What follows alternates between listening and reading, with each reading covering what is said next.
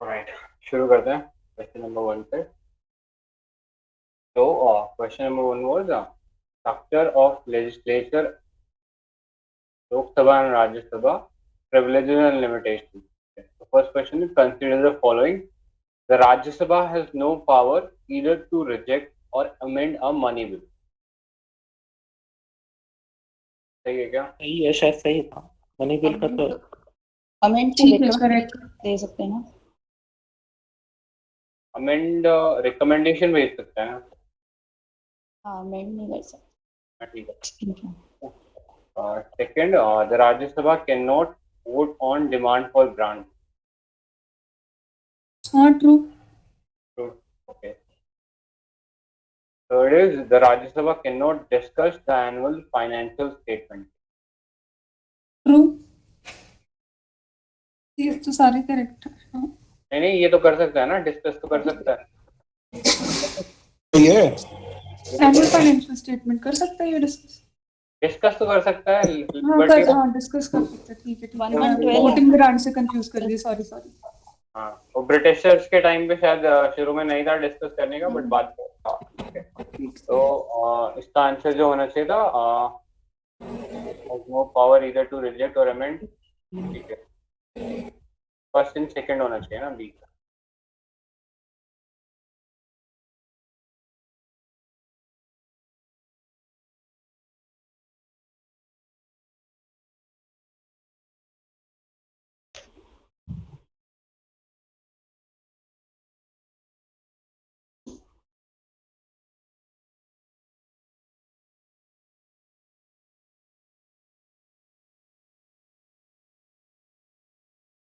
Right, B है इसका answer.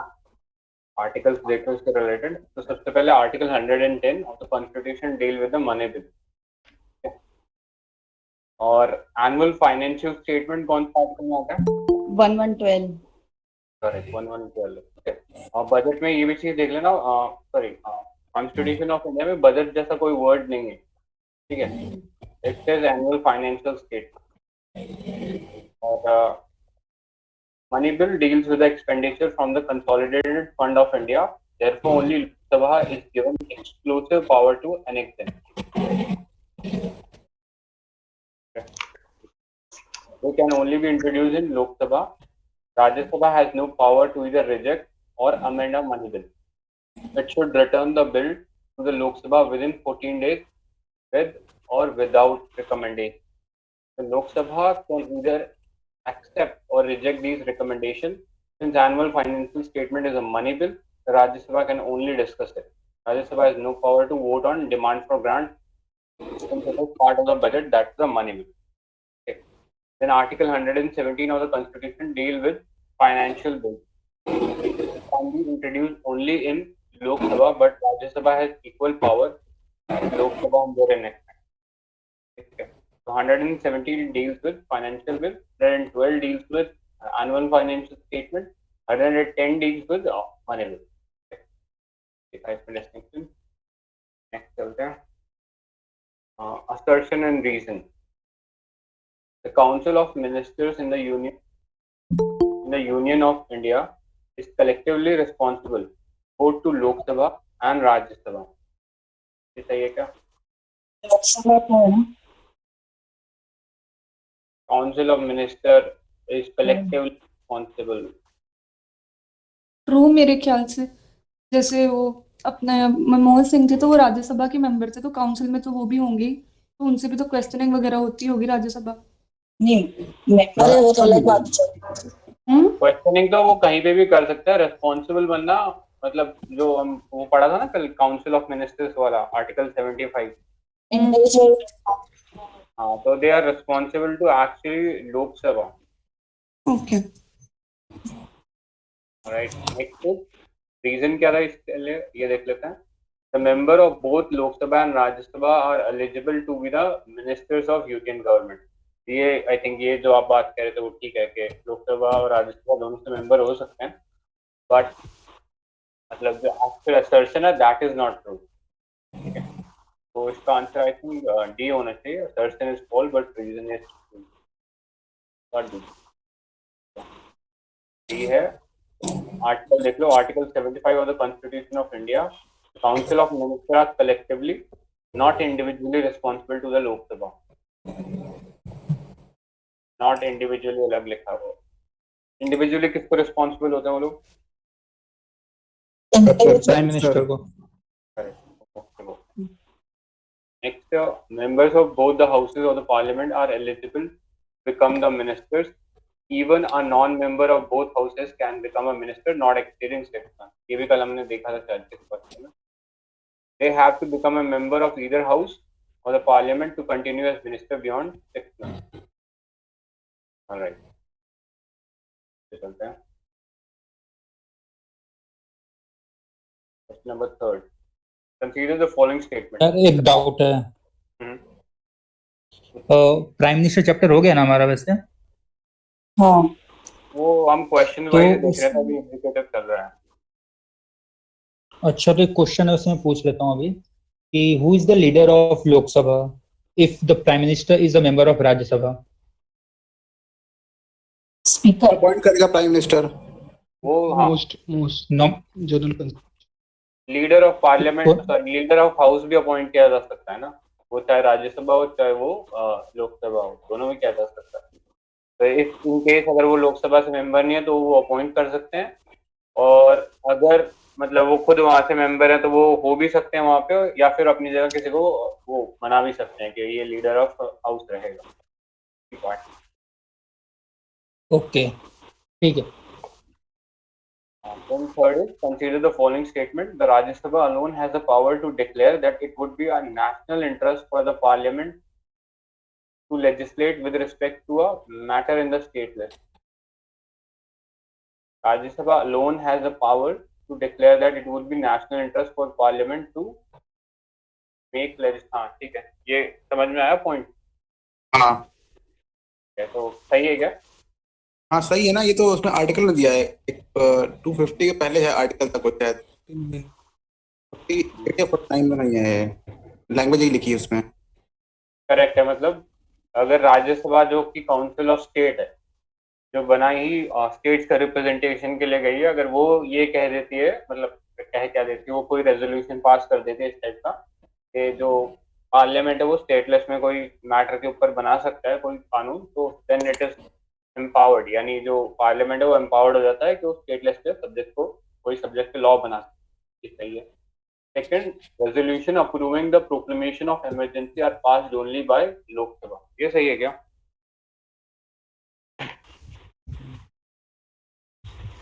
नहीं, दोनों हाउस से होगा इससे। करेक्ट, दोनों हाउस होना चाहिए। और ये भी होता है ना, जब कोई एक ही हाउस हो तो पहले एक हाउस कर दे, उसके बाद शायद 6 वीक के अंदर दूसरा हाउस जब आए तब वो उसे करना पड़ेगा। ये जनरल रूल है, ऑर्डिनेंस भी होता है ना, तो अगर एक हाउस है तो उसको उतने टाइम में करना रहता है, 6 महीने के अंदर उसको सेशन दे देना चाहिए एक हाउस को, जब तक दूसरा हाउस 6 महीने या 6 वीक्स होगा इसमें, जब एक ही हाउस होगा, जैसे राज्यसभा सिर्फ उस समय हो, लोकसभा नहीं हो उस समय। हाँ, ऑर्डिनेंस पे तो क्या होता है कि 6 महीने का टाइम पीरियड होता है, बट ये वाला जो क्या बोलते हैं नेशनल इमरजेंसी का टाइम पीरियड सिर्फ एक वो है, विद इन 1 मंथ है, तो उसके अंदर अंदर देना पड़ता है। राइट, ठीक है, नेक्स्ट देखते हैं। क्वेश्चन नंबर 3 का ये है, सही है अपना, करेक्ट पूछ रहा था क्या? हाँ सॉरी, ठीक है, फर्स्ट सही होगा, सेकंड वाला अपन ने गलत बोला था, तो ए उसका आंसर होगा। So, according to Article 249 of the Constitution of India, only Rajya Sabha has the power to authorize the Parliament to make a law on a subject enumerated in the state list. 7th schedule के अंदर जो list होती है उनके अंदर सिर्फ राज्यसभा उसको empower कर सकते हैं कि वो एक कोई लॉ ले आए स्टेट लिस्ट के अंदर। The proclamation of national emergency under Article 352 of Indian Constitution must be approved by the both houses of the Parliament. So the 44th Constitutional Amendment Act of 1978 has reduced the period of approval from 2 months to 1 month. ठीक है, पहले 2 month का ही approval का time रहता था, लेकिन ये चीज इंश्योर करने के लिए कि 1975 जैसी इमरजेंसी वाली जो जिस आर्बिट्री वे में चला दी गई थी, वो वापस रिपीट ना हो, तो मोरारजी देसाई गवर्नमेंट ने इसके लिए अप्रूवल का जो टाइम पीरियड है वो कम कर दिया था कि विद इन आपको 1 मंथ इसको लेना पड़ेगा, और once emergency approve continues for 6 month. ठीक है, एक बार अप्रूव कर दी गई तो उसके वो 6 महीने के चलेगा, और हर 6 महीने के बाद फिर उसके लिए अप्रूवल लेना जरूरी है। हेलो, राज्यसभा में जो वो स्टेट लिस्ट वाला था, उसके साथ एक और एक एक्सक्लूसिव पावर थी ना, 2 एक्सक्लूसिव पावर्स होती है राज्यसभा की। हाँ, एक आई थिंक आर्टिकल 312 होता है ऑल इंडिया सर्विसेज का, तो ऑल हाँ। इंडिया सर्विस जो है वो बना सकता है। कौन सा आर्टिकल है सर? 312 वो भूल गया। Okay okay. ये और कोई आर्टिकल्स power- याद रखना जरूरी है क्या? एग्जाम में आते हैं? हाँ ना, यूपीएससी का स्टेटमेंट पूछते हैं एग्जाम में तो। स्टेटमेंट पूछ सकता है, ये भी पूछ सकता है, बाकी अगर आपको याद रहेगा तो अच्छा मेंस में आंसर लिख पाओगे। जो ट्रेंडिंग है, जो इश्यूज, उसके ऊपर थोड़ा ध्यान रख लीजिए, मतलब जो आर्टिकल अभी ट्रेंडिंग है ना, ठीक है, वो याद रख लीजिए। ठीक। अच्छा, इसमें लिखा था कि Rajya Sabha has the only power ना, ऊपर इसको करो जरा, has the only, rather Rajya Sabha has the power to authorise the parliament. अच्छा ओके सॉरी, चलो आगे बढ़ते हैं। इसके अलावा आई थिंक अगर 2 या 3 स्टेट्स मिलके कह देते हैं कि आप मतलब इस सब्जेक्ट के ऊपर एक मतलब यूनिफॉर्म लॉ बना दो, तो भी जो पार्लियामेंट है वो एम्पावर्ड हो जाता है। लेकिन ऐसा जो लॉ बनेगा ना, वो सिर्फ उन स्टेट के लिए एप्लीकेबल होगा जिन्होंने उसमें कंसेंट दिया था पहले, प्रायर कंसेंट। एक ये भी वो हो सकता है कि जब पार्लियामेंट जो है स्टेट लॉज के ऊपर स्टेट सब्जेक्ट के ऊपर लॉ बना सकता है। इसके अलावा आर्टिकल हमने कल देखा था 356 देखा था, तो वहां पर कॉन्स्टिट्यूशन जो है एक बार वो प्रेसिडेंट रूल अप्रूवल हो गया पार्लियामेंट की तरफ से, then parliament is empowered to make laws on state level, उस स्पेसिफिक स्टेट लेवल। ये सारे प्रोविजन थे। और कोई प्रोविजन याद आ रहा है क्या इससे रिलेटेड? देखो, मैं लक्ष्मीकांत की मैं किताब खोल ली है, इसमें लिखा हुआ है, ठीक है, तो जो भी है ना, पहला तो वही जो भी इसमें दिया हुआ है कि when Rajya Sabha passes a resolution, इसमें दिया हुआ है कि if the Rajya Sabha declares that it is necessary in the national interest that parliament should make laws on a matter in the state list, then the parliament becomes competent to make laws on that matter. Such a resolution must be supported by 2/3 of the members present and voting. जब तक ऐसा नहीं होगा, ठीक है, the resolution remains in force for 1 year. It can be renewed any number of times, but not exceeding 1 year at a time. The laws cease to have effect on the expiration of 6 months after the resolution has ceased to be in force.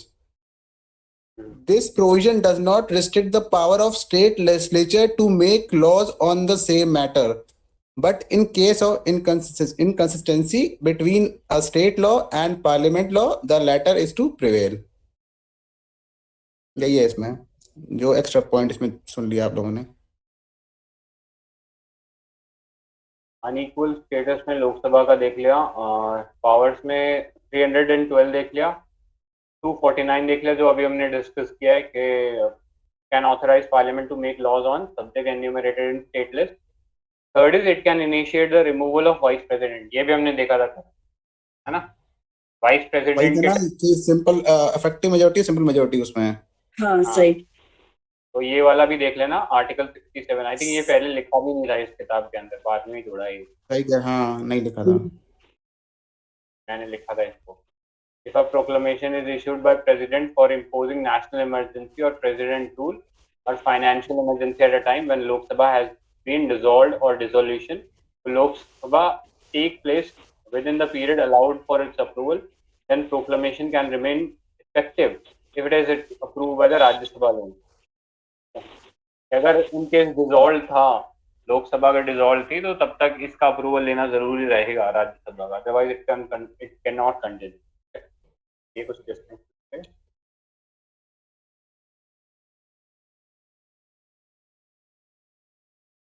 Laxmikant का recent addition में क्या difference है 5th से? बहुत ही minor difference है, ज्यादा difference. Mrinal की site पे दिया होगा, चेक कर। ठीक है, ठीक है. Next question number 4. यार कोई पढ़ दो please. Which one of the following statements is correct? Only the Rajya Sabha and not the Lok Sabha can have nominated members.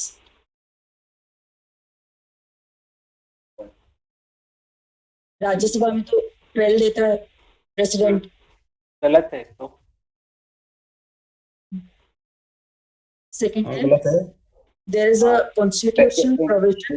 एक सेकेंड. अभी वो एंग्लो इंडियंस को नॉमिनेट करने वाला था, वो हटा दिया ना लोकसभा से. तो अब थोड़ी नॉमिनेट होता है लोकसभा. लेकिन वो कैन कर सकते हैं ना, या पूरा हटा दिया उसने. वही तो था 543 + 2 होता था, तो वो हटा दिए तो अब नहीं होगा. हाँ मेरे को तो बट वो अभी हटाया है तो इसमें अपन को चेक करना पड़ेगा एक बार. हाँ इसमें चेक करना. ठीक है नेक्स्ट पे चल. There is a constitutional provision for nominating 2 members belonging to the Anglo-Indian community to the Rajya Sabha. Opposite है लोकसभा में. हाँ अपोजिट था, लोकसभा में होता था. There is no constitutional bar for a nominated member to be appointed as a union minister. Right. हाँ सही तो है. A nominated member can vote both in the presidential and vice presidential election. President के में नहीं देता ना. हाँ प्रेसिडेंट के में नहीं देता. हाँ. तो मैं अपने को करेक्ट बताना था ना. सी हो गया. तो सी करेक्ट होगा. ठीक है.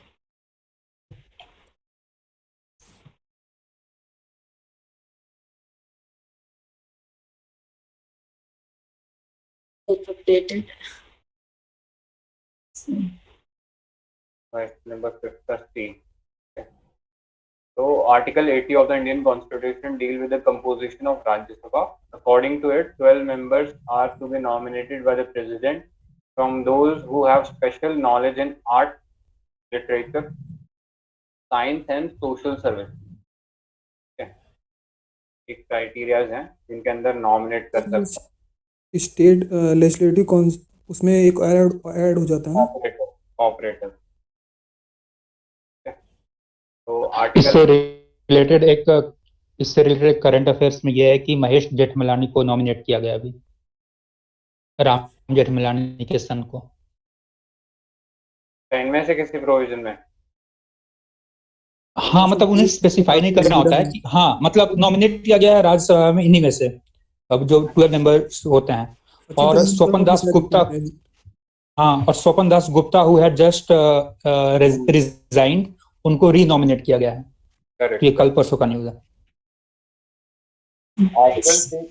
Article 334 of the Indian Constitution deals with the provision relating to reservation of seats for STs and the representation of Anglo-Indian. तो ये तो हटा दिया है. तो अब बस इतना ही है. The President can nominate 2 members from the Anglo-Indian community to Lok Sabha only if they are not adequately represented. ठीक है. तो अब ये प्रोविजन खत्म हो गया. हाँ. गवर्नर एक करता था ना, वो भी हटा दिया. Anglo-Indian को गवर्नर एक करता था. हाँ. एक आर्टिकल 332 भी तो है ना. एक सेकंड में देख ले. वो भी एंग्लो इंडियन से related.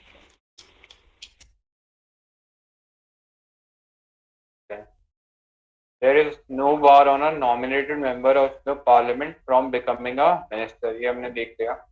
A nominated member of the parliament can vote only in the vice presidential elections, but not in presidential election. और हमने इसका एग्जाम्पल भी देखा था. जैसे वो क्या नाम था उनका, अरुण जेटली थे. तो he was not मतलब वो इलेक्शन जीत के नहीं आए थे, तो उनको नॉमिनेट आई थिंक सॉरी वो नॉमिनेटेड थे क्या वो, या फिर वो नहीं नॉमिनेटेड नहीं थे. वो यूपी से या गुजरात से जीत करके आए थे. हाँ ठीक है. मतलब वो पहले वो 6 मंथ वाला जो क्राइटेरिया होता है ना कि बिना 6 मंथ तक आप वो रह सकते हो मिनिस्टर. बट फॉरेन जयशंकर भी थे. हाँ एस जयशंकर की बात कर रहा है, वो भी है ना.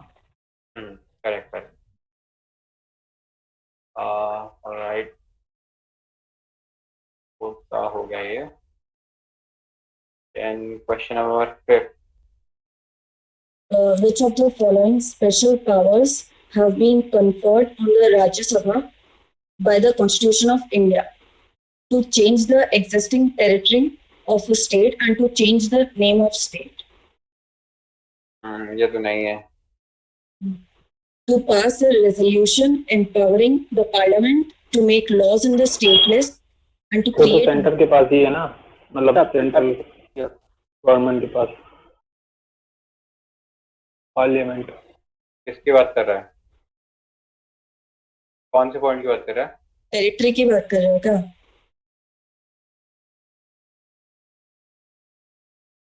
डिलिमिटेशन कमीशन के पास नहीं है ये वाला?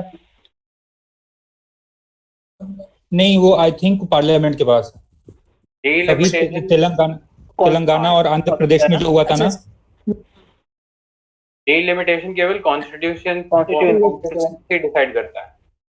इलेक्शन, ओके, ये पार्लियामेंट के पास है ना ये वाली, ठीक है। हाँ हाँ, बी है, तो बी तो सही है, अभी देखे अपन ने।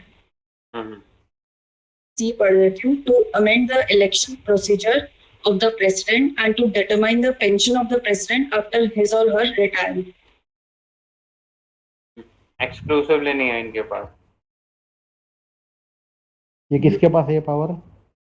ये एक्चुअली ये फेडरल पावर, फेडरल वो है ना, फेडरल प्रोविजन है, तो इसके लिए स्पेशल मेजॉरिटी चाहिए होती है। Sorry, special majority with consent of at least 50% of the state.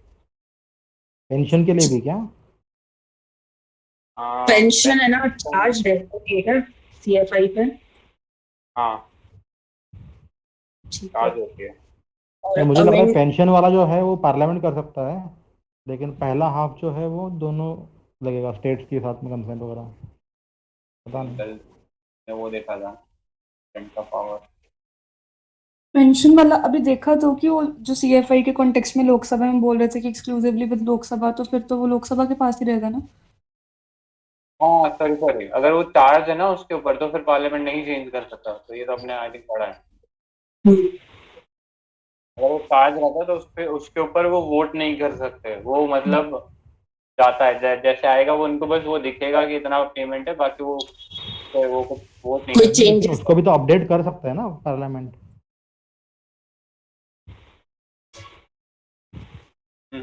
Update तो सेट कर सकता होगा, मतलब कॉन्स्टिट्यूशनल अमेंडमेंट से कर ही सकते हो। हाँ, बट वो फिर वैसे होगा ना, कॉन्स्टिट्यूशनल अमेंडमेंट से होगा फिर तो शायद, अगर वो ने दिया हुआ है तो। बट अगेन वो वाला कॉन्स्टिट्यूशनल अमेंडमेंट को स्टेट्स के कंसेंट की जरूरत नहीं होगी शायद, ऐसा लग रहा है मेरे को। हाँ, वो नहीं हो गया आई थिंक देखना पड़ेगा। तो काफी इंटरेस्टिंग सवाल पूछा है। पेंशन है क्या सीएफआई में? चार्ज एक्सपेंडिचर में आता है कि नहीं? पेंशन नहीं आता मुझे।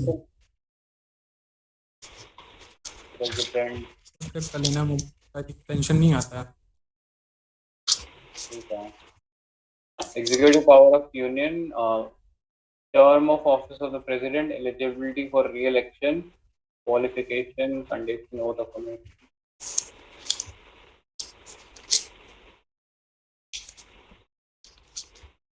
75 है ना, other provision as to minister like appointment terms and salaries.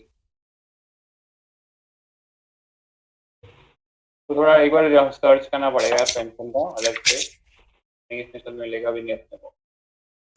ठीक है, तो आपको बाद में देख लेंगे। नेक्स्ट पे चलते हैं अभी।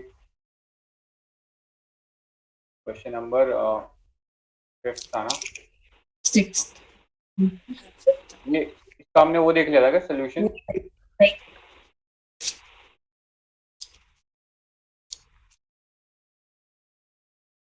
B249, right? Question number 6.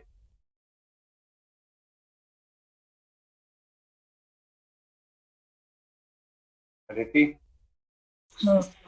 Question number 6. A deadlock between the Lok Sabha and the Rajya Sabha calls for a joint sitting of the Parliament during the passage of ordinary legislation, money bill, constitutional amendment. Money bill में तो आई नहीं think होता। नहीं होगा। M में तो बस 14 days रहता है ना। सिर्फ 14 days ऑर्डिनरी से- में होगा आई थिंक। बस only one. Only one. Question number 6. Article 108 of the Constitution. The President can call a joint sitting of both the houses of the Parliament only in case of a deadlock with an ordinary bill. Okay. A joint sitting is allowed in case of a joint sitting is not allowed in case of a constitutional amendment bill. ठीक है, ये एक provision checks and balances वाला दिया हुआ है हमारे इस कॉन्स्टिट्यूशन में। दूसरा, in case of a money bill, the situation of a deadlock doesn't arise because the Rajya Sabha can only recommend amends to the money bill. Lok Sabha either can accept them or reject. Right. So article देख लेना, article 108 है। Question number 7. Next, consider the following statements. The joint sitting of the two houses of the Parliament in India is sanctioned under Article 108 of the Constitution. ठीक है. The first joint sitting of Lok Sabha and Rajya Sabha was held in the year 1961. पता है क्या किसी को? Dowry का related dowry है। Dowry था ना ये तो 1961 पे। Third है the second joint sitting of the two houses of Indian Parliament was held to pass the Banking Service Commission repeal bill. एक ये तो इंडियन मतलब टेररिज्म से रिलेटेड था ना, टेररिज्म शायद वाला था। 3 हुए हैं टोटल शायद। 3 हुए, एक तो डाउरी था, आई थिंक फिर सेकंड यही वाला होगा, लास्ट जो तुम कह रहे हो कि वो टेररिज्म वाला है। हाँ, तो एक तो उसमें वो मेजरेशन डाला देखो विजय ने। बट आई थिंक पास 3 ही हुए ना। 4 हो चुके हैं, विजय ने डाला है। Since 1950 the provision of joint sitting has been invoked only 4 times. Dowry Prohibition Bill 1960, Banking Service Commission Repeal Bill 1977, Morarji Desai Sir, Prevention of Terrorism Bill 2002, Women's Reservation Bill 2008. I think women reservation मेरे को याद नहीं आ रहा है, ऐसा मैंने bill पढ़ा था। मे भी शायद ये पास नहीं हुआ होगा इसलिए नहीं लिखा था। हाँ, इसमें 33% की शायद डिमांड की गई थी लोकसभा में रिप्रेजेंटेशन के लिए। ये वही बिल है। हाँ, तो फिर पास नहीं हुआ था ना ये तो। हाँ, नहीं पास हुआ तो कांग्रेस के समय। तो ऊपर वाले 3 पास हो चुके हैं। ठीक है। इसका डी था आर्टिकल 108, अभी हमने देख लिया। Since 1950 the provision of the regarding the joint sitting of both houses has been invoked only 3 times. यार इधर तो 3 टाइम्स लिखा है। मैंने लक्ष्मीकांत में भी शायद 3 टाइम्स पढ़ा है, ये 4th वाला मैंने पढ़ा नहीं था। एक बार चेक कर लियो विजय के मतलब ये प्रेजेंट हुआ है क्या। पहला देख लो, डाउरी प्रोहिबिशन बिल था 1961, banking service commission 1978, prevention of terrorism bill 2002, joint sitting on 26 मार्च 2002। ये पोटा वाला जो एक्ट था उसके लिए था। तो एक क्रोनोलॉजी भी पूछ लेता है कई बार, तो एक्ट को देख लेना। डाउरी, बैंकिंग और terrorism. 61, 78, 2002। DBT direct benefit transfer. अच्छा डीबीपी। नेक्स्ट और फिर से डाउरी क्या है? डाउरी टेररिज्म और क्या बी से बैंकिंग। हाँ ठीक है धन्यवाद। नेक्स्ट है 8 लक्ष्मीकांत क्वेश्चन। में 3 ही दे रखे हैं। मैं भला नहीं दे रहा। हाँ वही मैं कह रहा हूँ कि मैंने भी 3 ही याद आ रहा था मेरे को। जॉइंट सिटिंग मुझे लग रहा है बैठेगी तो वैसे ही बिल तो पास हो जाएगा, मतलब चांसेस तो ये है ना क्लियर होती है। करेक्ट। देखा चेक किया। 3 ही है। हाँ, 5th एडिशन में 3, तब तक तो ऑब्वियसली 2008 का बोल रहे हैं 3। नहीं वो एडिशन में तो उतना ही है, एक बार उसको बाहर से चेक कर लो। भाई जी मुझे 3 ही बता रहा है।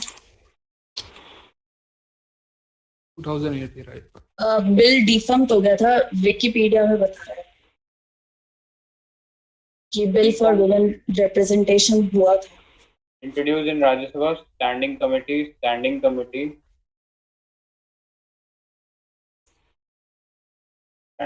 है। PRS अच्छे से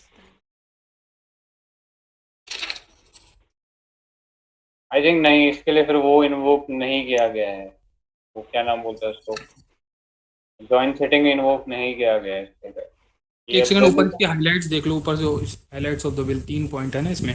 एक तो 1/3 रिजर्वेशन है लोकसभा और लेजिस्लेटिव असेंबलीज में, और दूसरा schedule caste and schedule tribe for women. Reservation seats may be allotted by rotation to different constituencies in state or union territory में। Reservation of seats for women shall cease to exist 15 years after the commencement of this amendment act।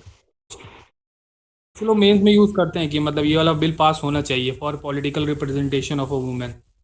तो basically चार ये है कि लोकसभा और state legislative assembly में 1/3 इन schedule caste and schedule tribe, और third है लोकसभा इन असेंबली टू, मतलब वही शेड्यूल कास्ट शेड्यूल ट्राइब तो लोकसभा असेंबली में, ठीक है, और रोटेशन बेसिस पे। बाकी वो फोर्थ वाला तो ऐसे ही है, उसका कोई मतलब नहीं। ठीक। Question number 8। क्वेश्चन नंबर 8 का है, union territories are not represented in the Rajya सभा।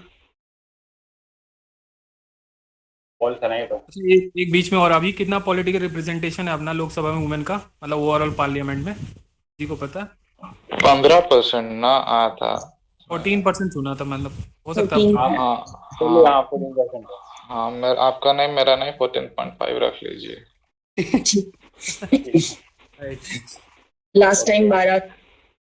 ओके मानस बढ़ गया। नेक्स्ट है, it is within the purview of the chief election commissioner to adjudicate the election disputes।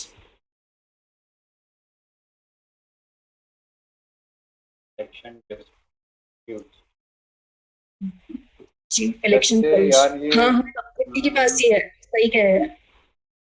High court होता है, हाई कोर्ट होता है यार मेरे ख्याल से, मतलब आई थिंक जो लोकल लेवल पे होती है ना ड्यूरिंग इलेक्शन, जैसा मॉडल कोड ऑफ कंडक्ट का वायलेशन होता है तो उसको चीफ इलेक्शन कमिश्नर और उसका वो जो बाकी होता है वो देख लेते हैं, बट अगर कोई इलेक्शन रिलेटेड डिस्प्यूट है तो फिर वो कंसर्न हाई कोर्ट देखता है।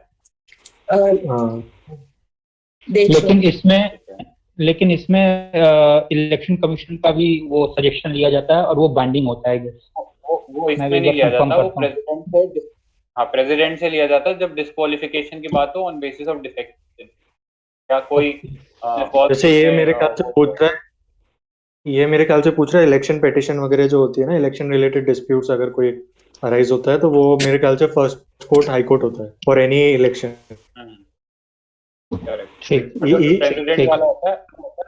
Even for Lok Sabha election. हाँ करेक्ट। अरे एक बार एक आदमी क्लियर कर दो, प्रेसिडेंट में क्या होता है, उसमें क्या होता है एक बार। हाँ ठीक है, प्रेसिडेंट का डिस्क्वालिफिकेशन से रिलेटेड होता है ना, तब चीफ इलेक्शन कमिश्नर की एडवाइस लेके उसको डिसाइड करता है, ठीक है, जो डिस्टिंक्शन। और नेक्स्ट है, according to the constitution of India the parliament consist of Lok Sabha and Rajya Sabha only. तो गलत ही है।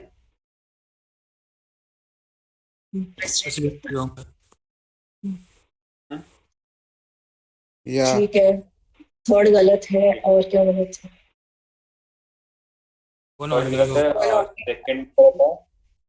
ऑप्शन ही नहीं है शायद 1 और 2 का। 1 भी नहीं है ना? अच्छा 1 भी नहीं है तो नन होगा। नन होना चाहिए, नंबर 8 का नन है। सही है। Article 80 of the Constitution of India, the allocation of seats in Rajya Sabha to both representative of state and of union territory shall be in accordance with the 4th schedule। ठीक है, तो 4th schedule में दिया हुआ है कि किस जो वो है कौन सा जो स्टेट है या यूटी है उसको कितनी सीट अलोकेटेड है राज्यसभा के अंदर। ठीक है, अभी जैसा तुम देखो और जम्मू एंड कश्मीर के बारे में नहीं मेंशन है कि वो कितना सीट देगा उसको अभी राज्यसभा में, क्योंकि उन्होंने वो 4th शेड्यूल में वो नहीं किया अभी। और अभी currently only 2 union territories have representation in Rajya Sabha. ये थोड़ा सा ना फिशी क्वेश्चन है, बिकॉज अभी जम्मू कश्मीर का क्या स्टेटस है वो क्लियर नहीं है, तो एक बार थोड़ा उस पर कोई क्या जम्मू कश्मीर रीऑर्गेनाइजेशन जो एक्ट आया था 2019 में, उसमें मेंशन नहीं है कितनी सीट्स होंगी दोनों से? इसके लिए नहीं मेंशन है, राज्यसभा के लिए, लोकसभा के लिए मेंशन है। और उसके लिए शेड्यूल में चेंज लाना पड़ेगा कि कितनी सीट देंगे, वो चीज नहीं करी अभी तक। ये जो डीलिमिटेशन कौन सा आर्टिकल है? आर्टिकल है या एक्ट? 82 तो क्या कमीशन एक्ट है। एक्ट है या वो तो एक्ट है ना। एक्ट 2026 में चेंज। आर्टिकल भी है डिलिमिटेशन कमीशन का, मेरे ख्याल से 80 to 90 के बीच में है। चेक करता हूँ।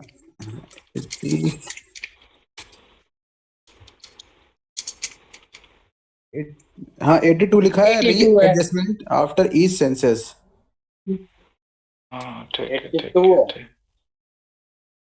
82 लिखा है। 82 है और हाँ बोलो। नहीं, ऐसा है कि the bifurcation of Jammu and Kashmir state into the union territory of Jammu Kashmir and Ladakh has made delimitation of their electoral constituencies inevitable. Recently, the EC has held internal discussions on Jammu and Kashmir Reorganization Act 2019, particularly its provision on delimitation. तो कुछ है नहीं कि equal representation to equal segment है इसमें, fair division to geographical areas है, so that one political party doesn't have an advantage over others in an election. और तीसरा principle है one vote one value. Articles related है, एक second, Article 82 है that Parliament enacts a delimitation act after every census. और Article 170 है states also get divided into territorial constituencies as per delimitation act after every census. 170 से पहले कौन सा article बोला तुमने? 82 सेंसस में पार्लियामेंट। अच्छा एक चीज, 82 के अंदर कहीं पे भी डिलिमिटेशन का वर्ड का मेंशन नहीं करा हुआ है। मतलब इट जस्ट सेज कि after each census allocation of seats to the house of people and territorial constituencies be readjusted by such an authority as such manner as parliament may by law determine. तो majority कौन सी होगी है? Majority, sorry वापस बोलना। Simple majority होगी ना, मे by law लिखा है मतलब। डिलिमिटेशन सिंपल ही रहता है। नहीं सिंपल ही रहता है ना। क्योंकि स्टेट्स है ना। तो लॉ इनैक्ट करते हैं जो डिलिमिटेशन कमीशन एक्ट वगैरह लाते हैं ना, वो तो सिंपल लॉ होता है। लॉ के लिए जो भी क्या कहते हैं बेसिक सिंपल मेजॉरिटी लगती हुई हो। ठीक है। एक और है कि डिलिमिटेशन है ना, अभी तक 4 बार हुआ है, 1952, 63, 73 और 2002। तो ये हर सेंसस के बाद होता है, बट 1981 और 91 सेंसस में नहीं हो पाता। मतलब उसके बाद फिर डिलिमिटेशन 2 सेंसस होते हैं ना। वो कब तक फ्रीज करा हुआ है? 26 तक। ठीक है। राइट, नेक्स्ट चलते हैं। Article 79 of the Constitution says that Parliament shall consist of President, लोक सभा and राज्यसभा। ठीक है, तो उसमें प्रेसिडेंट का भी होता है, वो ये थोड़ा कंफ्यूजन हो जाता है कभी कभी। तो आर्टिकल 79 है। अकॉर्डिंग टू आर्टिकल चलो वो जो जॉइंट सिटिंग होता है, पिछली बार वो गुलाम नबी का जो मतलब एंडिंग था, तो वो जॉइंट सेशन था क्या? मतलब नहीं या फिर जॉइंट क्या था?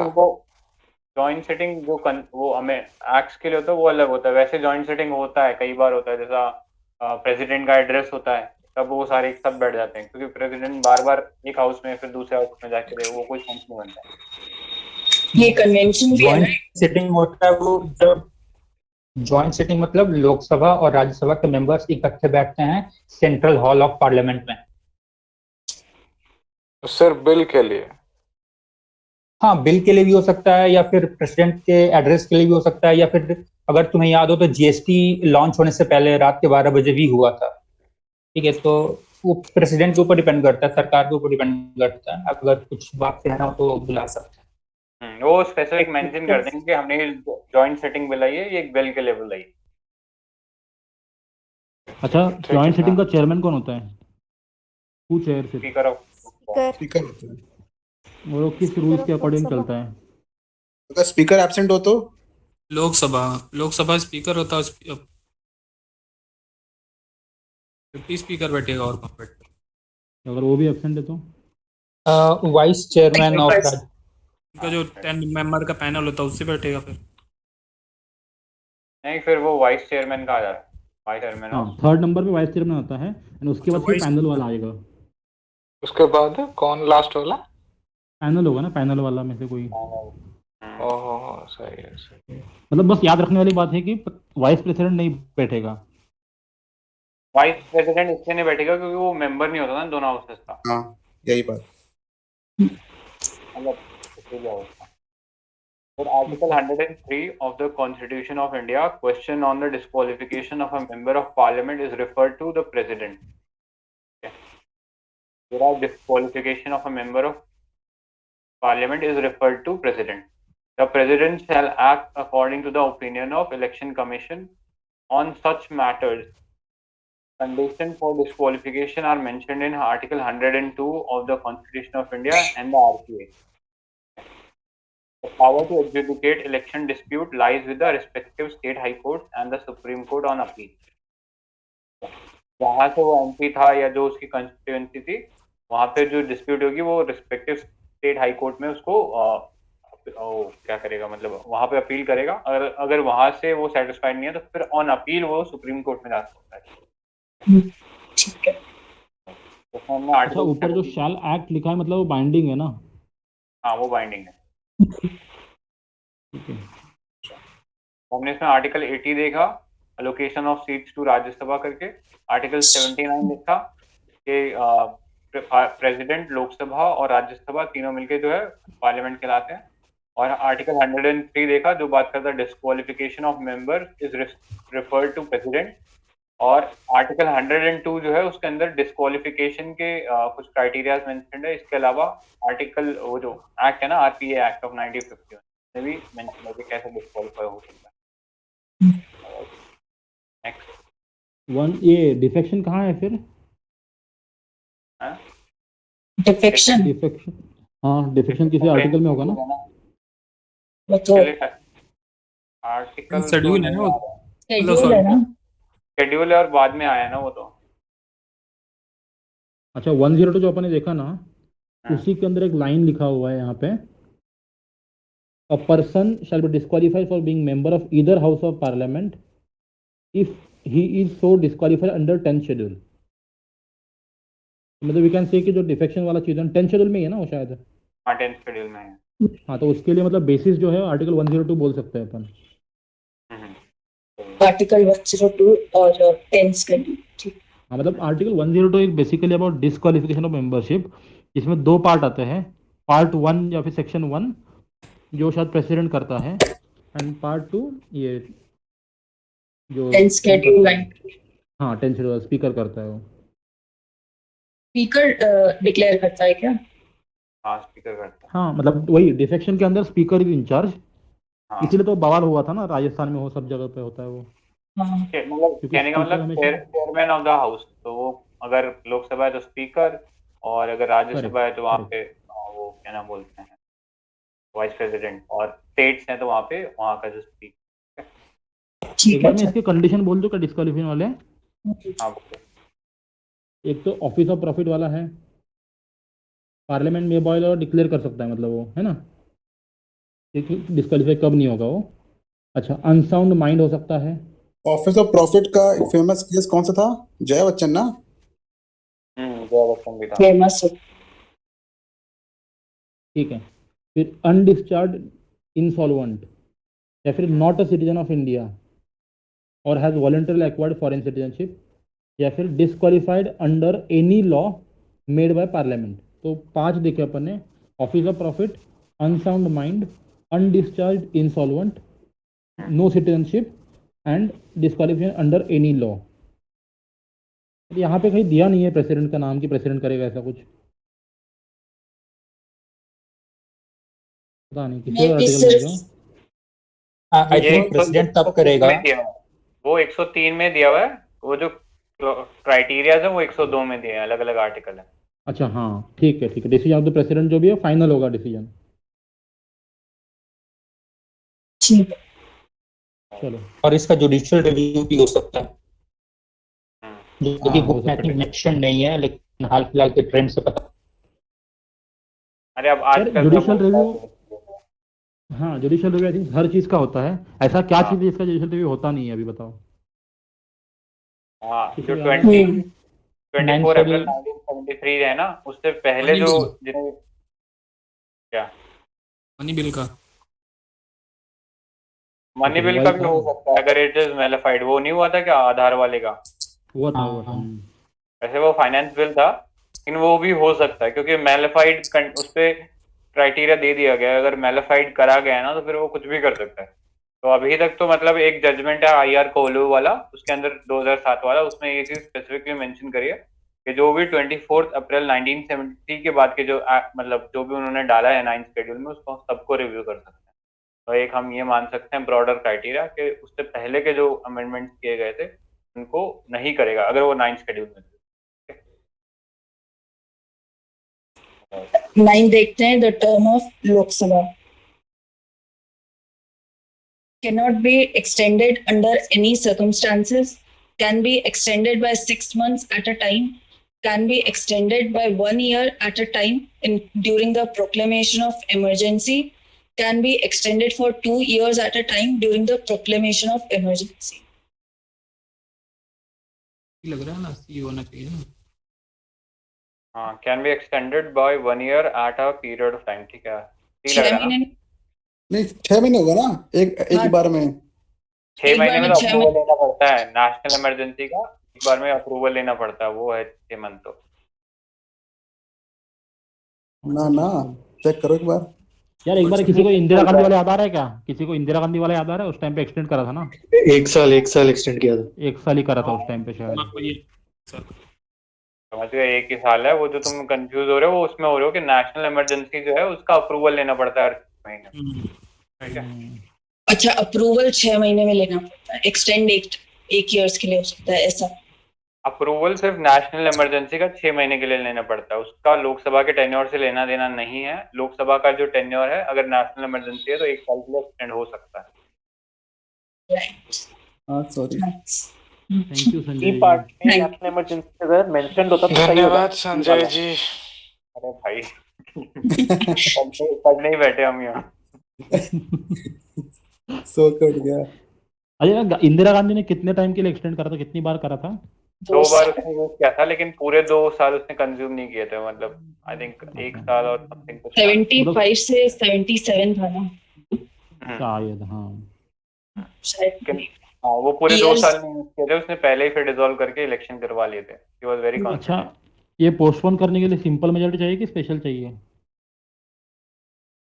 एक्सटेंड करने के लिए? मतलब आई थिंक सिंपल ही चाहिए इसके लिए, क्योंकि नेशनल इमरजेंसी जैसा ग्रेव वो है ना सिचुएशन। ओके सही है। फिर इसमें क्या लिमिटेशन है कोई कि कितनी बार कर सकते हैं ऐसे? However, this extension cannot continue beyond 6 months from the revocation of national emergency. 3 साल तक क्या?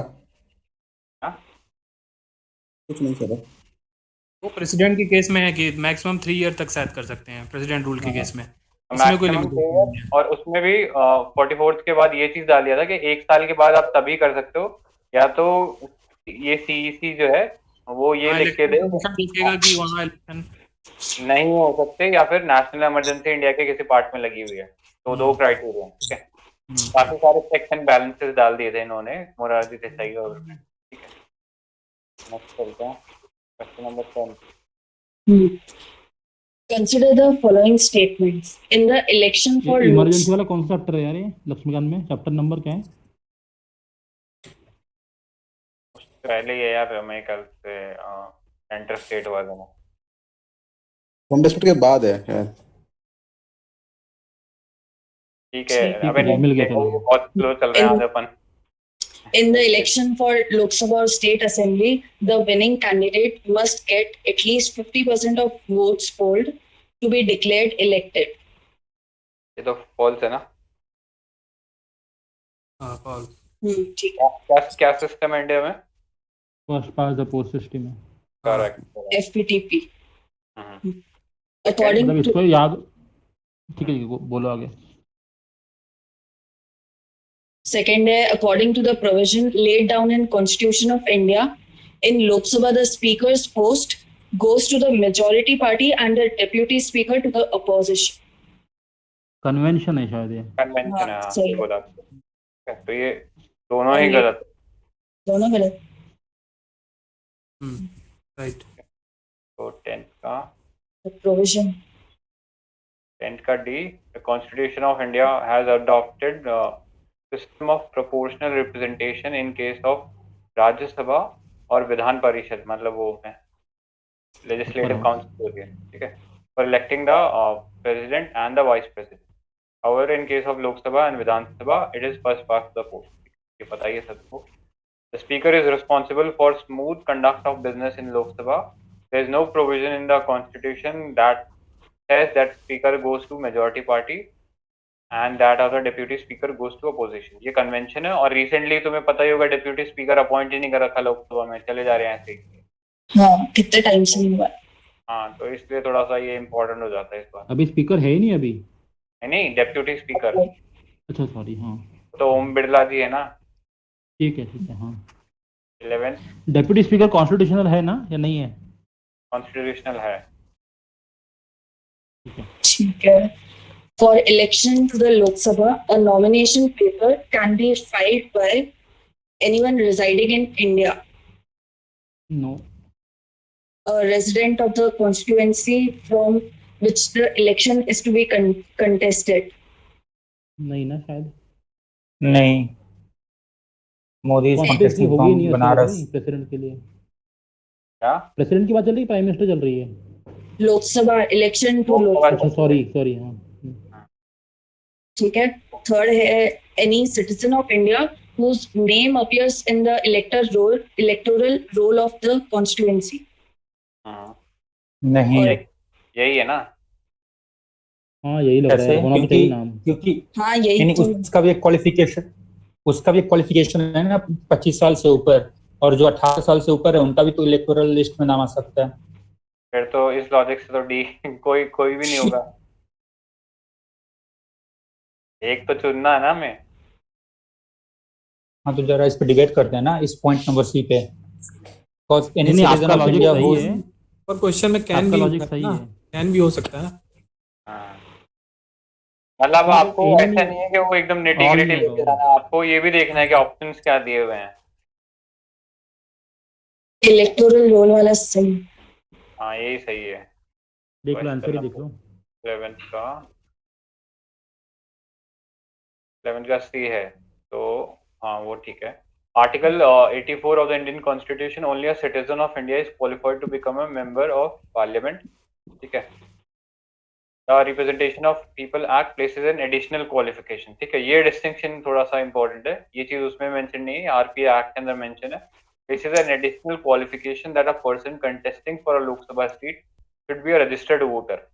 ठीक है। In that constituency, however, there is no bar on person contesting to become a member of Rajya Sabha to be from same state. ठीक है, ये 2003 के बाद इसको चेंज कर दिया गया था।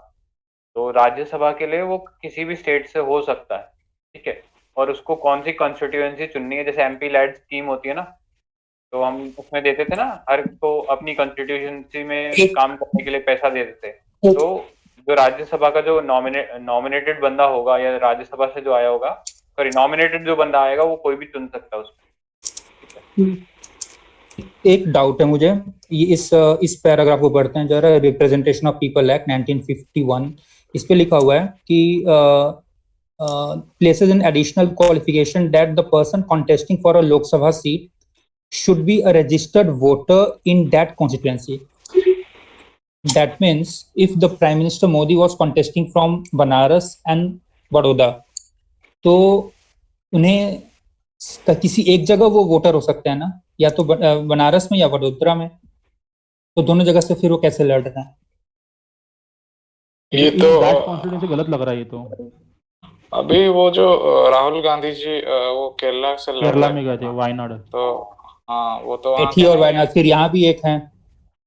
गलत लग रहा है ये वाली चीज आई हाँ। थिंक स्टेट के लिए एप्लीकेबल है, ये बाद में चेंज कर दिया था इस सही है, सही है। 2003 ऑनवर्ड ये चीज चेंज कर दिया था, ये आई थिंक आया था डिस्प्यूट में, चेंज कर दिया था। तो फर्स्ट लाइन तो गलत लग रही है ना क्लियरली? कौन सी? वही registered voter in that constituency वाली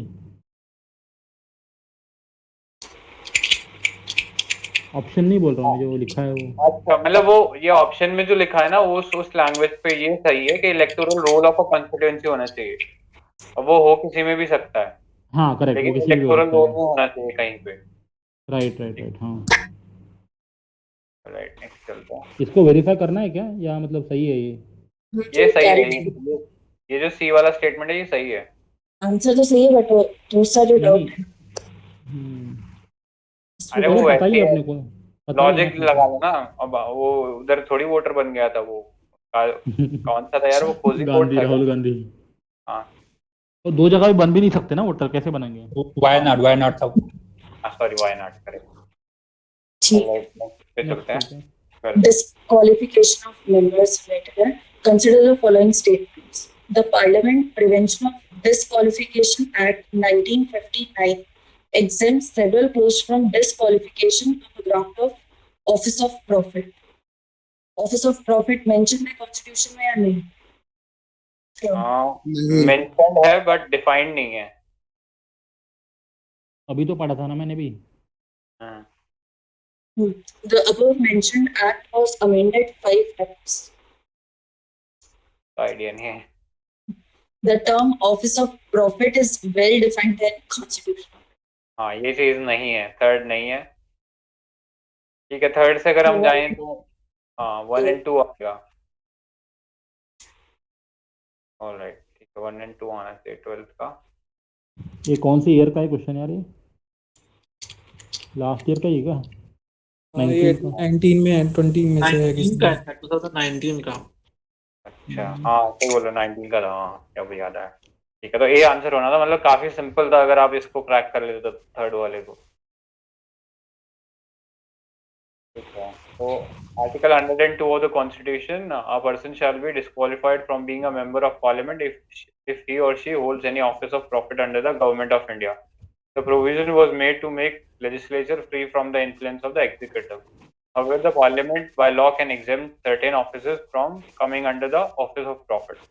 ठीक है, जैसे हमारे अटॉर्नी जनरल है, अटॉर्नी जनरल वो प्राइवेट बिजनेस कर सकते हैं।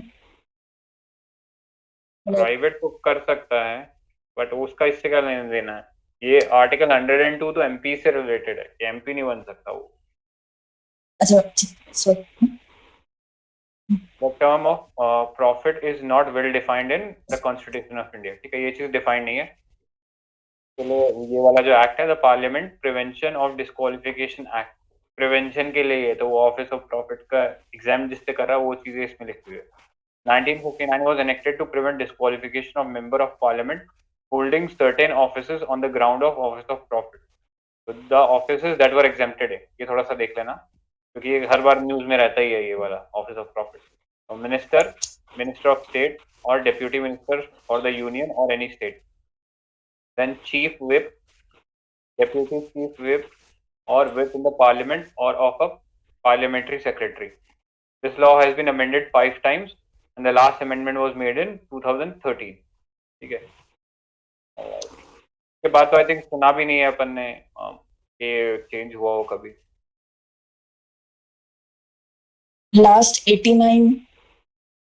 अच्छा, ये गवर्नमेंट ऑफ स्टेट में भी एप्लीकेबल है। हाँ, करेक्ट। ऑलराइट, तो आर्टिकल 102 से रिलेटेड है और prevention of parliament prevention of disqualification act इसका लेना देना है ऑफिस प्रॉफिट का। Chief whip, deputy chief whip, क्या क्या बोला? जो भी डिफेंस मिनिस्टर तुमने पढ़ा था ना, क्या है वो, क्या एक्सेप्शन है, क्या है ऑफिस ऑफ प्रॉफिट का? ये हाँ एक्सेप्शन है ना, इसमें लिखा ही है प्रिवेंशन फ्रॉम डिस्क्वालिफिकेशन, तो एग्जेम्पशन वाले जो नाम है वो यहाँ पे लिखे हुए हैं। ठीक ठीक। ठीक है। हम पढ़ ले क्या आदित्य जी? हाँ अजीत जी ठीक है। माननीय अदिति जी। हाँ, सिर्फ कौन सा अदिति नाम? बुलाओ। अब बड़े हो गए शायद, मैं छोटा सा। नहीं अरे मैं ठीक है आपसे ठीक है, अभी पढ़ दे, टाइम कम है अपने पास, थोड़े क्वेश्चन करने हैं ज्यादा। हाँ हाँ ठीक है, कौन सा क्वेश्चन बताइए? 13 अभी 13. Consider the following statements. In the first Lok Sabha, the single largest party in the opposition was Swatantra Party. In पता है the क्या Lok किसी को ये Sabha, fact? एक सेकेंड, पता है क्या किसी को ये फैक्ट? ठीक है, नहीं पता, नेक्स्ट पे चलते हैं। in the Lok Sabha, a leader of the opposition was recognized for the first time in the 1969. ये शायद सही है ये ना? सही लग रहा है, ये शायद ये सही लग आई रहा है। थिंक गलत लग रहा है, क्योंकि हमने कल पढ़ा था ना उसको, अंबेडकर को लीडर ऑफ अपोजिशन बनाया था, कल पढ़ा था आई थिंक। रिकॉग्नाइज्ड की बात हो रही है संजय, रिकॉग्नाइज मतलब लीगली पैटर्न दे दिया उसको। लीगली वाला। अच्छा हाँ सही कह रहे हो, सॉरी। स्टैच्यूटरी ये प्रोविजन आया था ना, स्टैच्यूटरी। हाँ स्टैट्यूटरी तुझे बोल रहा था प्रोविजन। पूरा करना, तुझे बोल रहा था पूरा कर दे। क्या?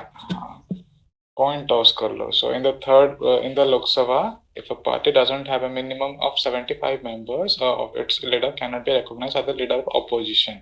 55। वो 10% का है ये वाला हाँ प्रोविजन। 55 हो गए। 55 हुए ना? ठीक है. हाँ 55 हुए।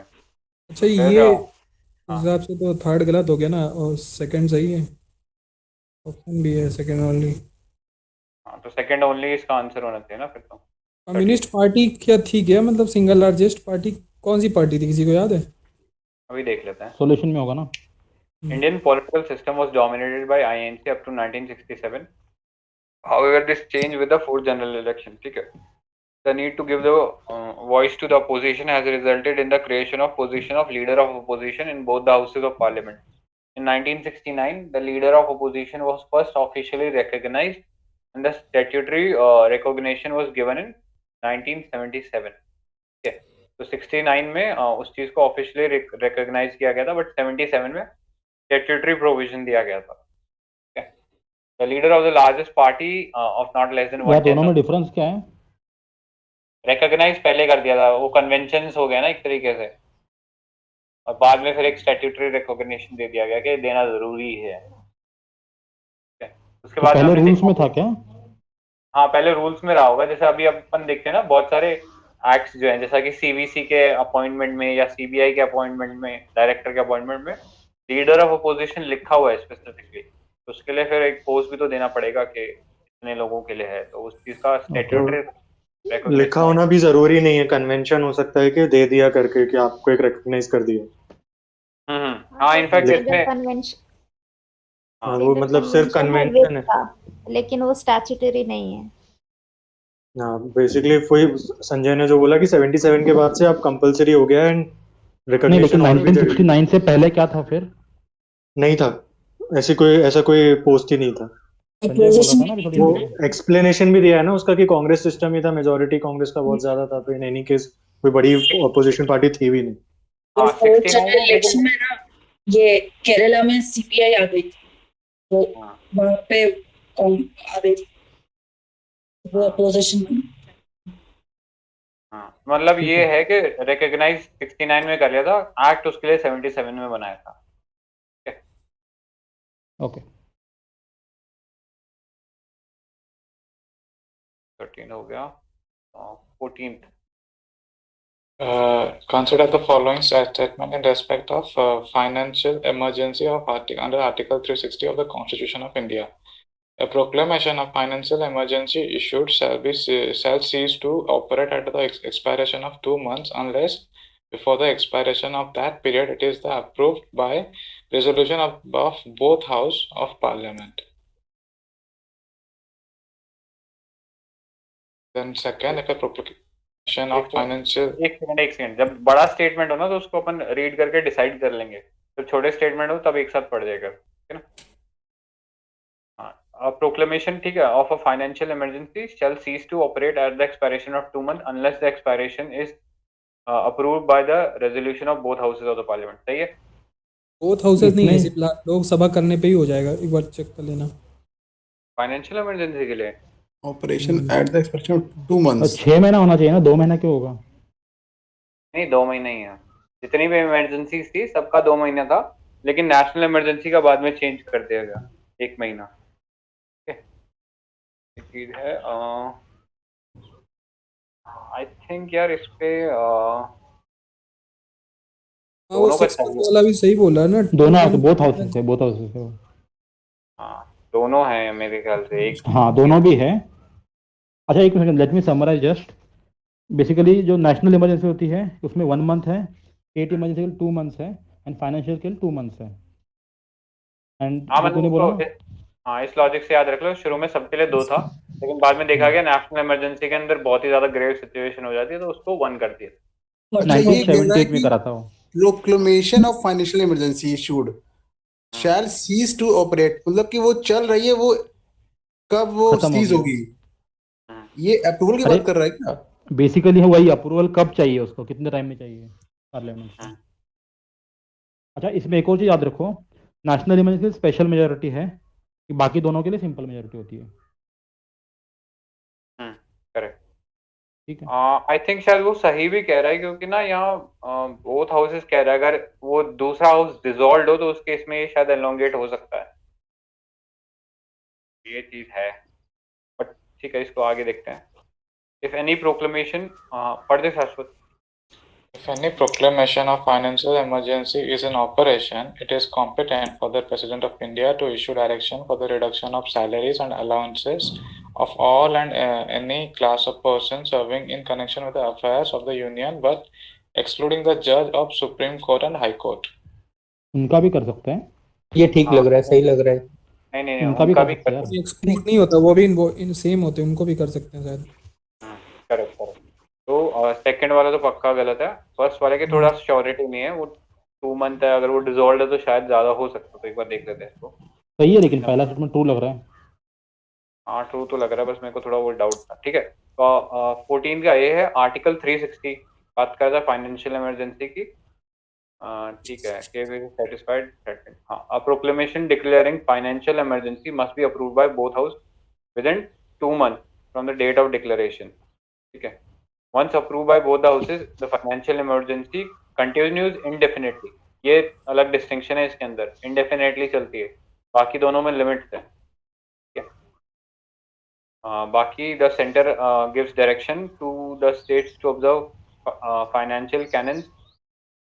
Second, the president may issue the direction for reduction of salaries and allowances of all or any other person serving either the union or state, including judges of supreme and high court। तो वो 2 महीने वाला है शायद, इसका एक बार मैं देख लूंगा, वो मेरे को डाउट हो रहा है इसका। डाउट क्या है एग्जैक्टली समझो?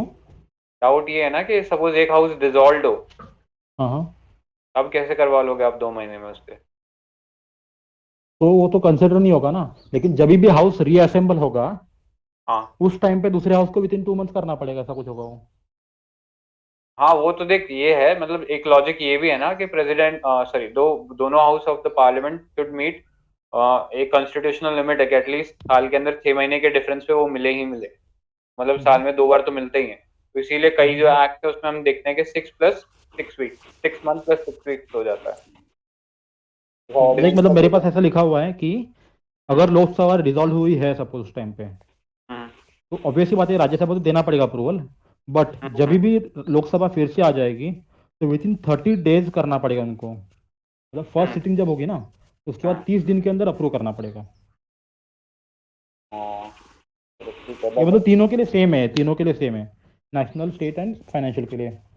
हाँ, आई थिंक ज्यादा नेटिग्रिटी में सोच लेते हैं ना तो शायद वही गलत ही हो जाता है। एक ये है एक प्रोविजन कि there is no maximum time limit prescribed for operation of financial emergency। जैसे a resolution approving the proclamation of financial emergency can be passed by either house of parliament, Lok Sabha or Rajya Sabha, only by simple majority. And it can, proclamation of financial emergency may be revoked by president any time without any parliamentary approval. Correct. ठीक है, लेकिन यार either house कैसे होगा? दोनों house चाहिए ना।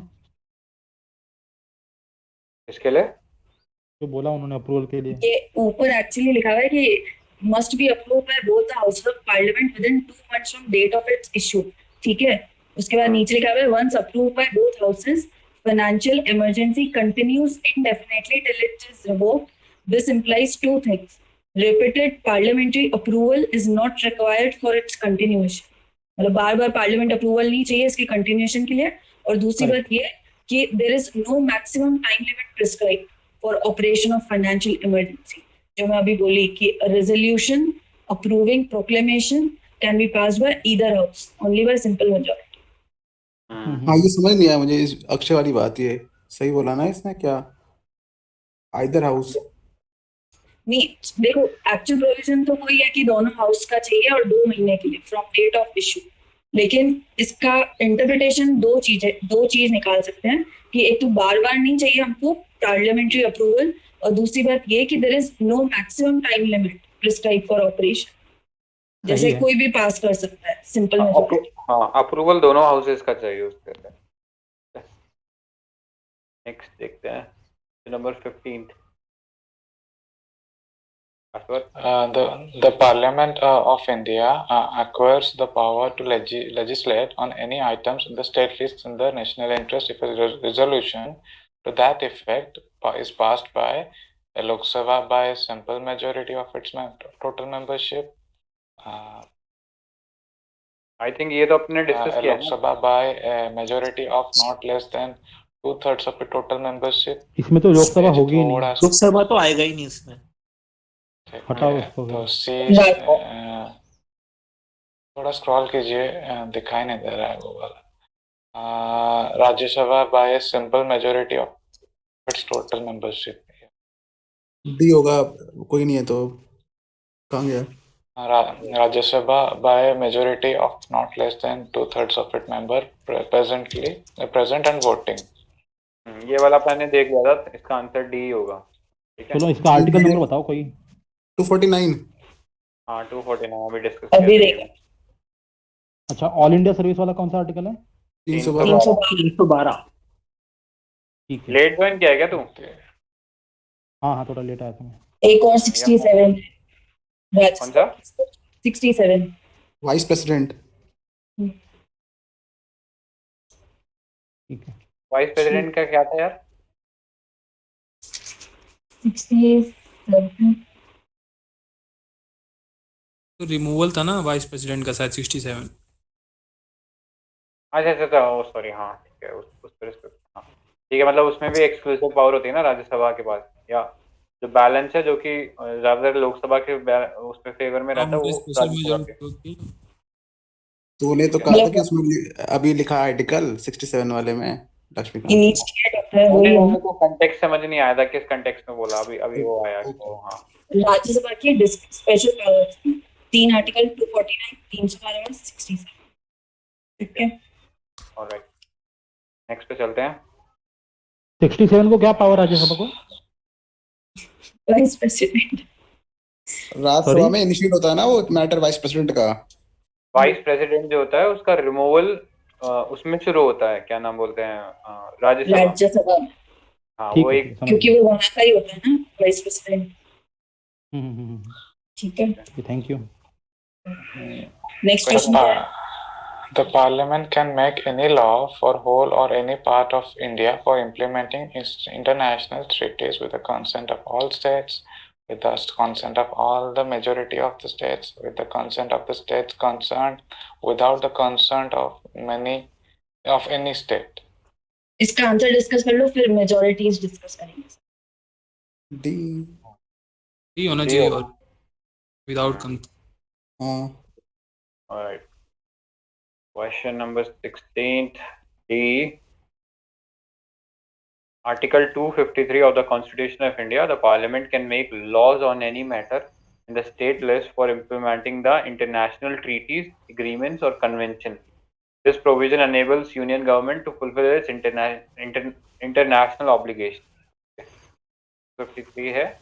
इसके अलावा कौन से और आर्टिकल मतलब वो पावर्स हैं जो कि वो यूज कर सकता है to give direction to state? 3-4 है यार ऐसा कोई तो।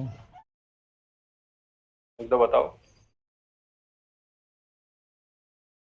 भाई 250 का राउंड ही है, 250 हो सकता है, 251 हो सकता है कुछ। वो आर्टिकल तो यार वो तो अलग चीज है, पहले वो प्रोविजन तो बता क्या है। याद ही नहीं आ रहा है कुछ।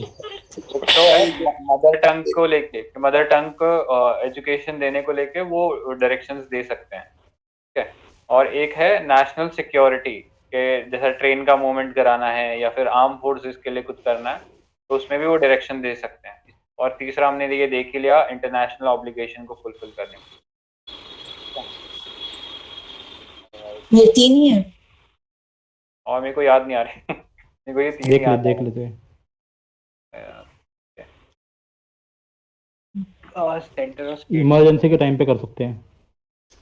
हाँ, इमरजेंसी में तो फिर ऑल पावरफुल हो गया ना वो, कुछ भी कर सकता है वो। इमरजेंसी में अपनी कौन सी एक और ट्राइबल वाला था ना, कुछ ट्राइबल एरियाज में स्कीम्स को कुछ अलाउ करना, मतलब हाँ। एक्सिक्यूशन उसके लिए था। मदर टंग वाला था, रेलवे वाला था और कम्युनिकेशन वाला था। हाँ, 4 या 5 सर।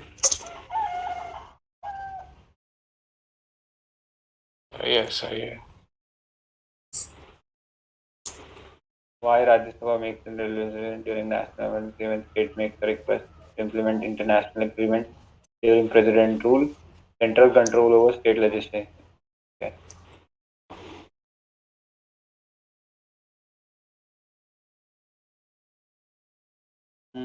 स्पेसिफिकली वो प्रोविजंस नहीं मिल रहे। हाँ, ये रहा ना शायद, सेंटर डायरेक्शन टू स्टेट। तो 4 क्राइटेरिया है। पहले construction and maintenance of means of communication, ये डिस्कस कर लिया। Measures for protection of railway, ये भी डिस्कस कर लिया। Provision of adequate instruction in mother tongue. Fourth is drawing up execution of specified scheme for the welfare of scheduled tribes, ठीक है। ये 4 एरियाज है जिसके अंदर वो डायरेक्शन दे सकता है। और अगर वो इसकी बात नहीं मानता है तो फिर आर्टिकल 365 लगा के वो प्रेसिडेंट रूल इम्प्लीमेंट कर सकता है, ठीक है। अगर वो इन डायरेक्शंस को कंप्लाई करने में फेल हो गया तो इट इज मतलब ये एक सिचुएशन ऐसी अराइज हो गई है कि कॉन्स्टिट्यूशनल मशीनरी जो फंक्शन नहीं कर रही और president is can implement article 365।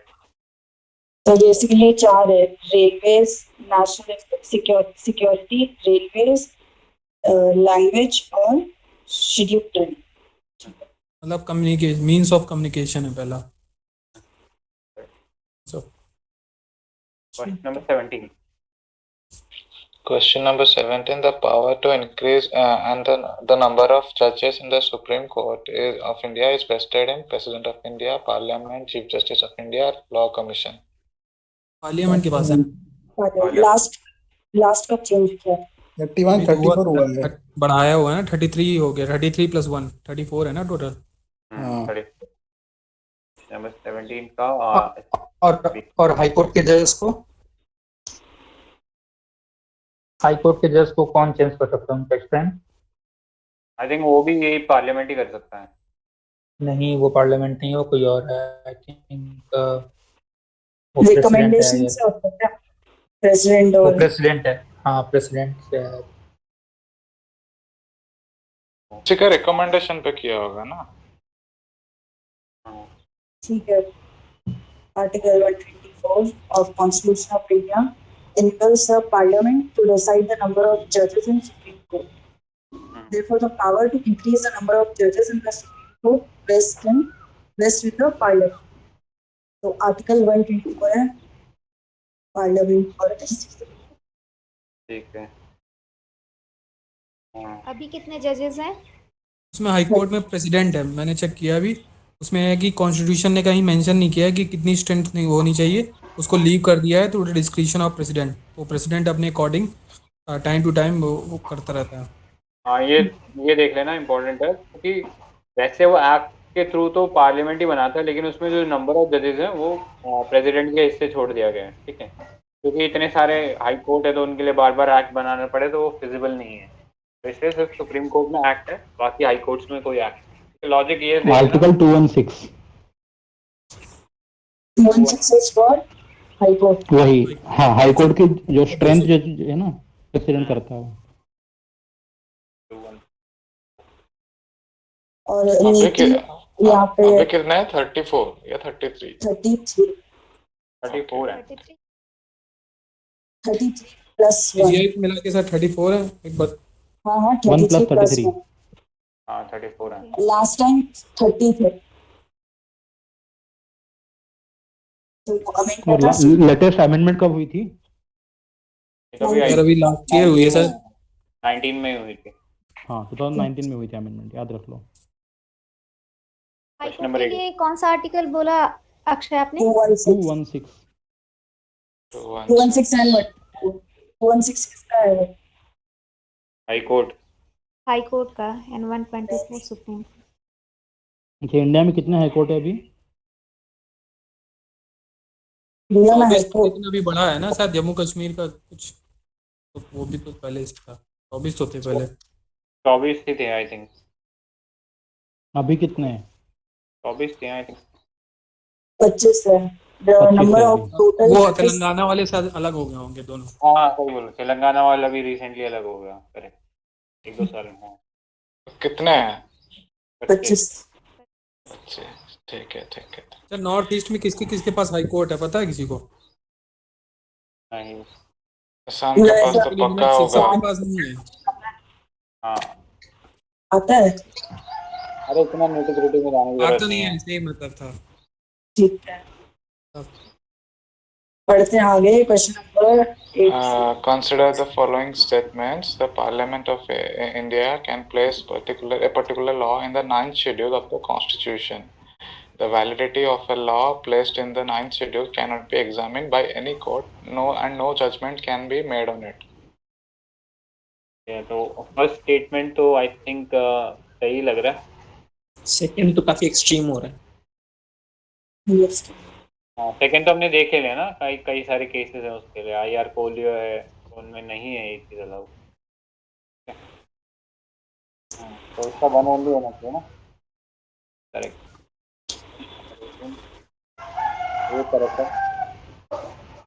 According to Article 31B of the Indian Constitution, Act regulation included in 9th schedule are saved from being challenged. However, Supreme Court in 2007 adjudged that there cannot be any blanket immunity from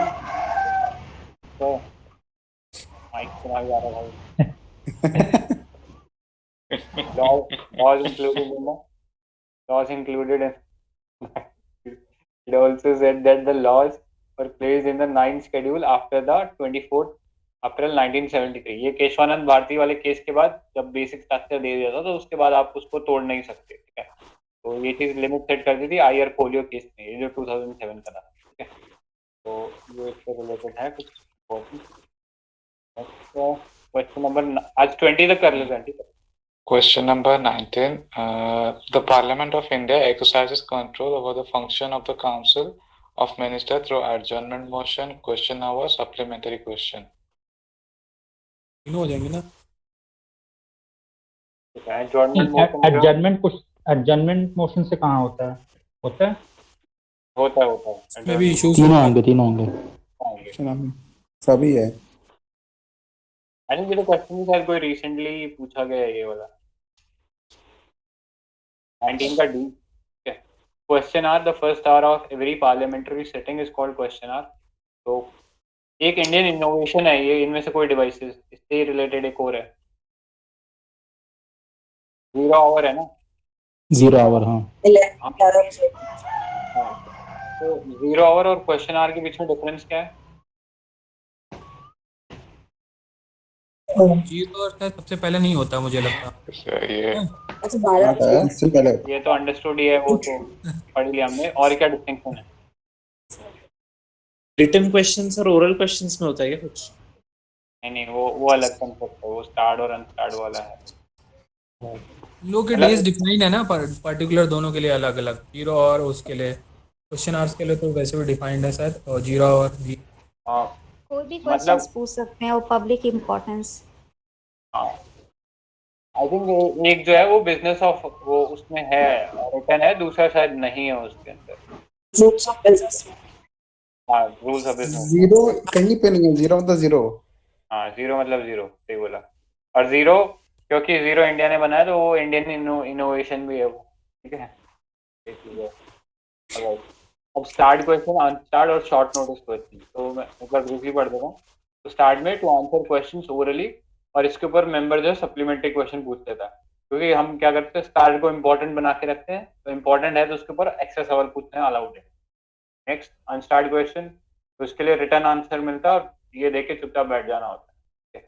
और short notice question मतलब ऐसा question जो कि बिना notice दिए less than 10 days का notice से दिया गया है, तो इसका भी आंसर ओरली मिलता है। Adjournment motion, this motion is introduced to draw attention of the house to a definite matter of urgent public importance. This needs the support of 50 members to be accepted in the house. ठीक है, ये चीज याद रखो, 50 members का जरूरत रहता है। और it is considered as an extraordinary device, ठीक है। तो एक्स्ट्राऑर्डिनरी डिवाइस है, इसका मतलब राज्यसभा को नहीं देंगे, लोकसभा के पास ही रखेंगे, ठीक है। और इसके अंदर एक सेंसर का एलिमेंट होता है, इसलिए राज्यसभा को नहीं दे रखा, ठीक है। तो ये राइट, आई थिंक इसने कुछ लिखा है ना विजय ने कि दो चीजें हैं वो इंडियन इनोवेशन है इसके अंदर। पहला है जीरो आवर, दूसरा है कॉलिंग अटेंशन मोशन। संजय, तुमने ऐसे क्यों बोला कि वो एक्स्ट्राऑर्डिनरी? ये लिखा हुआ है ना, सेंश्योर एलिमेंट होता है उसमें, आप गवर्नमेंट को एक तरह से सेंश्योर कर रहे हो, तो इसलिए ये जो आर्टिकल है एक एक्स्ट्राऑर्डिनरी पावर है। Okay. Then question number 20. Consider the following statement regarding a no confidence motion in India. There is no mention of no confidence motion in the Constitution of India. A motion of no confidence can be introduced in the Lok Sabha only. तो बताओ इसका first होगा क्या? I think दोनों सही है। हाँ, first भी सही लग रहा है। नहीं, मेंशन है नो कॉन्फिडेंस मोशन तो 75 पर एक्सप्लेन नहीं है क्या? ऐसा कुछ है तो मेंशन और एक्सप्लेन में तो डिफरेंस हो जाता है ना। मेंशन तो होगा ये नो कॉन्फिडेंस मोशन, नहीं है शायद no confidence mention. I think सिर्फ ये लिखा हुआ है। हाँ, मतलब ऐसा कुछ लिखा है सिर्फ कि the prime minister should enjoy the majority, ऐसा कुछ तो लिखा है सिर्फ, मतलब टर्म्स अलग है, बट नो कॉन्फिडेंस मोशन का कीवर्ड यूज नहीं करा है। हाँ, नहीं करा वो। ठीक है। Motion of no confidence can be introduce यहाँ पे, तो दोनों सही होंगे ना। हाँ, 20 का सी है। तो आर्टिकल 75 जो है says the council of ministers shall be collectively responsible to the Lok Sabha. वो उसमें ये चीज मेंशन नहीं करता कि उसके खिलाफ नो इम्प्लीसिट हो जाता है। No confidence motion is introduced to ascertain the confidence in the Council of Ministers. If it is passed in the Lok Sabha, then the Council of Ministers have to resign. The motion needs support of 50 members to be admitted, and it can be only introduced in the Lok Sabha. It is not necessary to the state for its adoption. There is no mention of this motion in the Constitution. Constitution में नहीं है, वो I think शायद business rules जो है उसके अंदर mention है. So it is a parliamentary convention and in the rule 198 of the Lok Sabha. Related था। अच्छा, what about confidence motion? Confidence motion दोनों साथ में आते हैं ना। जैसे नो कॉन्फिडेंस मोशन आता है तो फिर उनको अपनी मतलब फ्लोर पर कॉन्फिडेंस साथ में कैसे आएंगे? नो कॉन्फिडेंस मोशन अपोजिशन लाएगा, कॉन्फिडेंस मोशन गवर्नमेंट ला सकती है। करेक्ट सही बोल रहा। कॉन्फिडेंस मोशन गवर्नमेंट लाती है। और ये ज्यादा, हाँ, ये आई थिंक ये ज्यादा प्रेवलेंट यूनाइटेड किंगडम में, यूके में है, या इंडिया में भी है ये? इंडिया में आई थिंक ये राजस्थान वाले में हुआ था ना, तो शायद कॉन्फिडेंस मोशन ही किया था उसने, कह रहे उसने।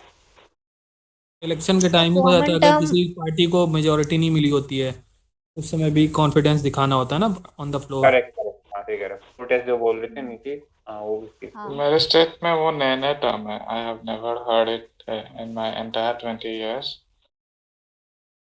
ना मेजॉरिटी यहाँ पे है। तो आई थिंक वो अच्छा, एक इंफॉर्मेशन में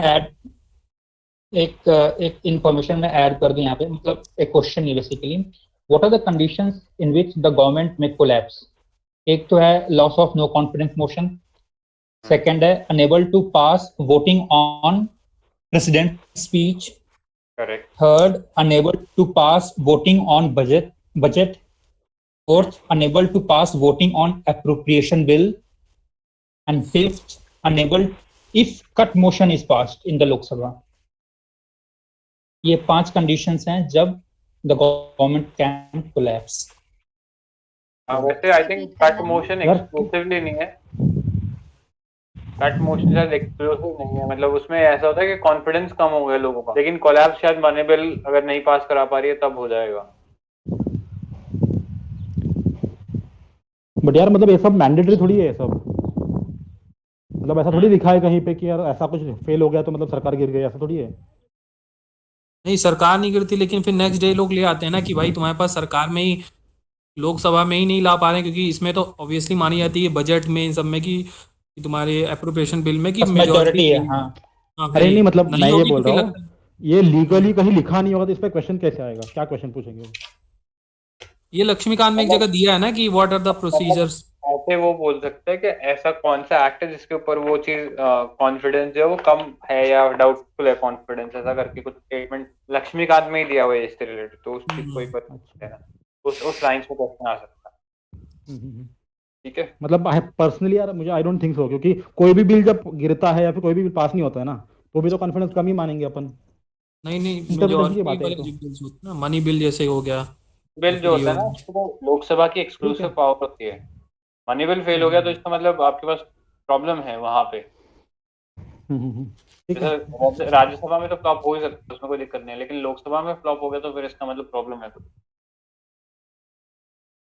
और लक्ष्मीकांत के नए एडिशन में ऐसी लिस्ट दी हुई है क्या, ये जो चीजें मेंशन नहीं है हमारे कॉन्स्टिट्यूशन में, नो कॉन्फिडेंस मोशन या फिर ये ऑफिस ऑफ प्रॉफिट, ऐसा कोई लिस्ट दिया हुआ है नए वाली एडिशन में?